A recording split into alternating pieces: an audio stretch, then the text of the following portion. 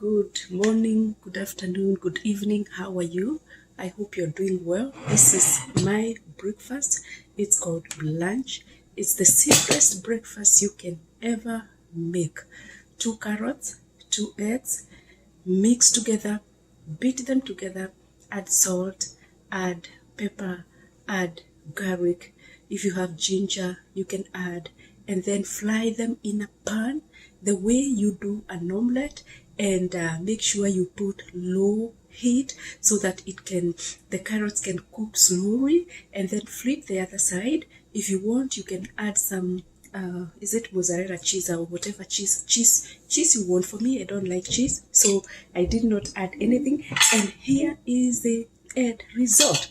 So guys, this food I have never eaten for all the years I have lived, and wow, it's the most delicious, easiest food that you can eat. And because I had my